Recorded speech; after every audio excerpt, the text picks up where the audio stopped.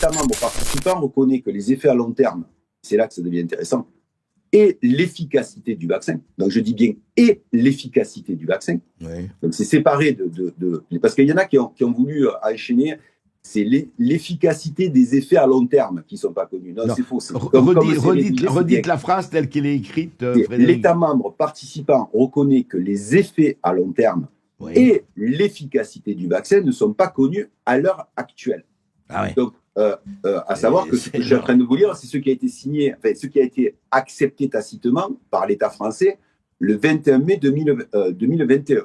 D'accord, soit 11 jours avant la loi du pass sanitaire. Donc, les effets à long terme sont inconnus. Donc, ils peuvent être positifs ou négatifs, on n'en sait rien du tout. L'efficacité n'est pas connue non plus, donc il n'y a pas de doute. Et alors, dans la continuité de la phrase, il est mentionné et qu'il peut y avoir des effets indésirables du vaccin qui ne sont pas connus à l'heure actuelle.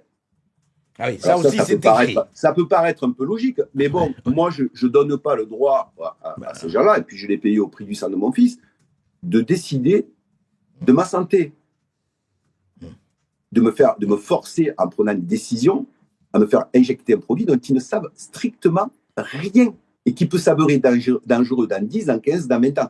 Parce que j'ai le souvenir de certains influenceurs médicaux qui passaient en boucle sur les plateaux, nous disant que le vaccin restait dans l'épaule et qu'au bout de 24 heures, on ne retrouvait plus rien. Bon, il s'est avéré que la biodistribution, ça partait dans tous les organes et qu'on retrouve les traces de ce produit bien des années plus tard. Donc, bien malin celui qui va pouvoir nous dire que dans 10 ou 15 ans ou 20 ans, ça ne nous fera rien du tout. C'était le tous vaccinés, tous vaccinés, tous protégés, on se rappelle. C'est là que ça commence à poser un problème sérieux. Alors ensuite, ils disent et qu'il peut y avoir des effets indésirables du vaccin qui ne sont pas connus à l'heure actuelle. Donc, ça vient en complément de ce que je suis en train de vous expliquer, c'est-à-dire qu'on ne sait pas du tout ce que ça va faire. Et on ne le sait toujours pas aujourd'hui. On ne le sait toujours pas. Cancer, pas cancer. Alors, j'y reviendrai plus tard au niveau des cancers, puisque les études sur l'oncologie n'ont pas été faites du tout. Voilà. Donc, et alors, là, c'est pas mal aussi. En outre, dans la mesure où cela est applicable, l'État membre participant reconnaît que le vaccin ne doit pas être sérialisé. Ce qui veut dire que le produit ne doit pas être sérialisé. Peut être distribué sans numéro de série individuelle, ce qui rend extrêmement difficile le suivi des lots d'effectifs, les rappels ciblés ou l'identification précise des problèmes, des victimes en cas de problème.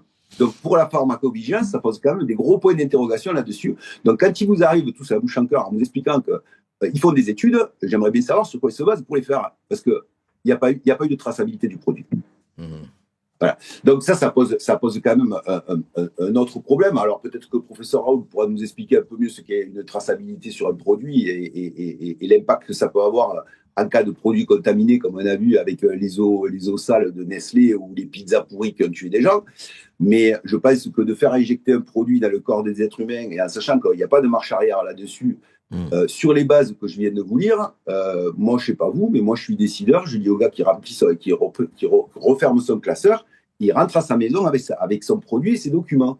Voilà, parce que moi je n'aurais pas risqué la peau de 68 millions de personnes, en plus en prenant des mesures vraiment restrictives pour les obliger à passer par ces produits-là, vu les éléments d'incertitude qu'il y avait à tous les étages. Alors, ce qu'il vous faut savoir en plus, c'est que M. Bourla, dans une interview qu'il a faite au Washington Post le 10 mars 2022, il dit clairement l'ARN était la technologie sur laquelle nous avions le moins d'expérience, seulement 2 ans de travail dessus, Dixit Bourla, le PDG de Pfizer. Oui. En fait, l'ARN était une technologie qui n'avait jamais donné un seul produit à ce jour. Ni vaccin, ni aucun autre médicament. Donc, c'était contre-intuitif. Donc, c'est le gars de Pfizer qui vous dit ça, le PDG de Pfizer qui vous dit ça, en sachant que Pfizer a un pédigré de condamnation qui s'élève exactement depuis 2020 à 11,28 milliards de dollars dans 108 affaires.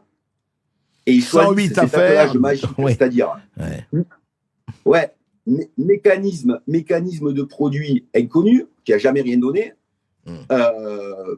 avec une compagnie qui a quand même été condamnée pour...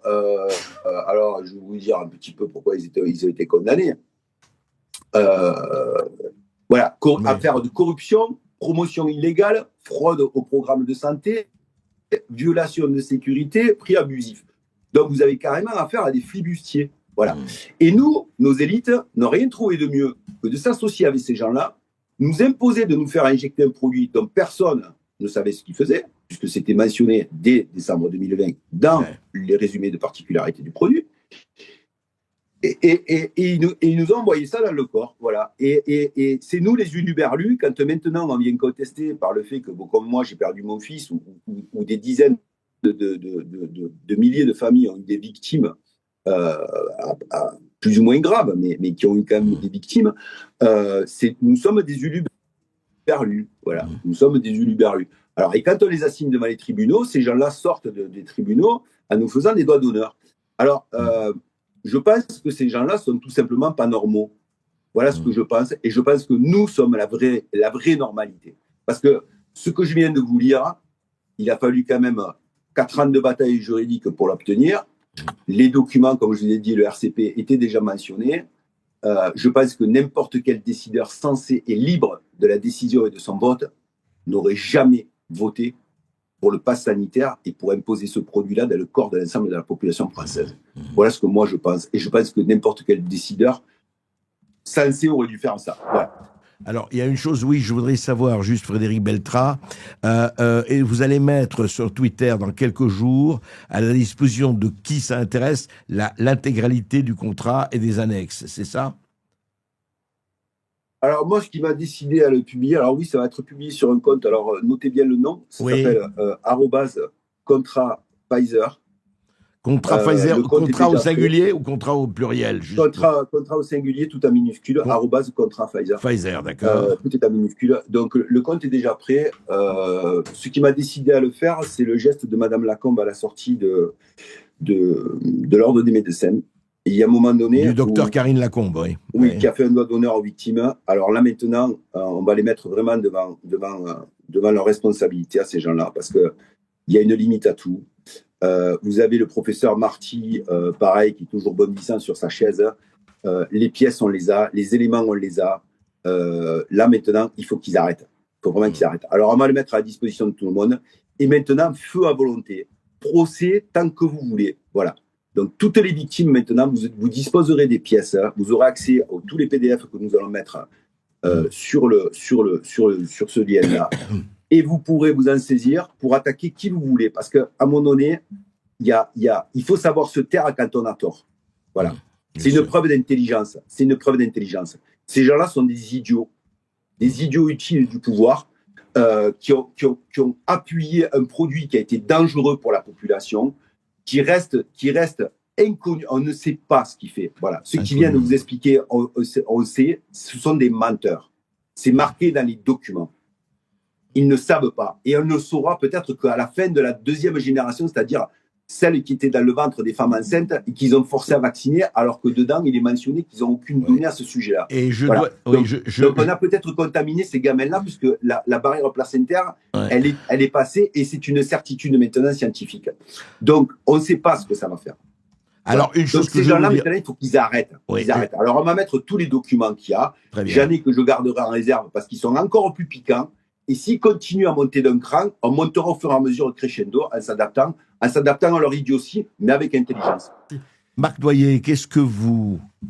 Marc Doyer, vous avez entendu, vous le connaissez bien sûr, Stéphane Beltrat. Qu'est-ce que ça vous... Je veux dire, vous avez commencé par dire effectivement les choses, nous on veut la vérité, on veut les éclaircissements, on veut tout ça. Et vous, aujourd'hui, c'est ça, vous voulez, au fond, qu'on aille au bout de cette histoire qui a été tellement obscurcie, en tout cas enfumée, etc. Mais moi, je veux qu'il se passe la même chose en France que dans d'autres pays, c'est-à-dire que je veux la fameuse transparence dont se vante Emmanuel Macron, et je veux qu'il y ait une enquête parlementaire. C'est tout ce que je veux. Parce qu'en fait, ça permettra... Une commission, parce que ça permettra... On ne peut pas continuer de se contenter de dire que nous sommes des anti-vax, qu'on diffuse des fake news. On peut pas... Je veux dire, je pense que pour tout le monde, pour le bien de tous, maintenant, il faut une enquête parlementaire. Ou alors, à la sortie de cette émission, Frédéric et moi-même, il faut nous envoyer en prison si nous mentons. Là, on parle des contrats, c'est-à-dire que c'est du factuel, c'est de la réalité. Ouais, bien sûr. Moi, je voudrais rendre hommage à Frédéric. Vous savez, Frédéric, nous, on s'est rencontrés voilà, dans nos malheurs respectifs. Il y a d'autres victimes. Frédéric en parlera pas, mais son fils s'est fait vacciner le matin, il est décédé le soir. Je veux dire, c'est pas un hasard. On peut pas se contenter de dire il n'y a pas de causalité. Maintenant, avec ce qu'il y a écrit dans les contrats, on ne peut pas nous dire il n'y a pas de causalité. Parce que dans les contrats, comme l'a dit Frédéric, c'est écrit, et je voudrais que tous vos auditeurs l'entendent, le fabricant lui-même, Pfizer, ne savait pas. Donc comment... Très exactement, un certain nombre C'est d'effets écrit. secondaires ou Voilà, autres. je vais pas tergiverser pendant des mois, des années. C'était écrit. Donc, à partir du moment où c'est écrit, je veux même plus qu'on vienne me dire que le vaccin n'a pas pu déclencher, par exemple, la maladie de Creutzfeldt-Jakob. Dans les contrats, il y a marqué on ne connaît pas les effets secondaires, on ne connaît pas les effets. Et le spécialiste, d'ailleurs, de Creutzfeldt-Jakob avait dit, le spécialiste, on peut vérifier, c'était sur France 2, quand on lui posait la question sur mon cas, avait dit ça a pu déclencher la maladie qu'elle avait en elle. Oui, on ne peut pas assurer, mais... Voilà, mais si on m'avait dit ça, M. Berkoff, comme beaucoup de Français qui nous écoutent, si on nous avait dit, voilà, il y a un vaccin, mais on ne sait pas, on sait pas, moi, j'y serais pas allé. Et d'autres n'y seraient pas allés. Et je voudrais plus entendre aussi ce que j'ai encore entendu à la sortie de l'Ordre des médecins la semaine dernière, de la part d'un policier, me disant, oui, vous savez, on sait, on a eu plein de problèmes aussi chez nous. Et là, je lui dis, mais pourquoi vous parlez pas ? On peut pas. Mais si, là, j'invite et je demande, je lance un SOS à tous les professionnels de santé, à tous ceux qui savent mais qui ne peuvent pas parler, aux policiers, à la justice, aux politiques. Le débat vaut vraiment qu'aujourd'hui, il y ait un vrai débat et qu'on parle. Et peut-être qu'à la sortie, on se dira, on s'est trompé sur telle ou telle chose. Oui, mais il faut un débat.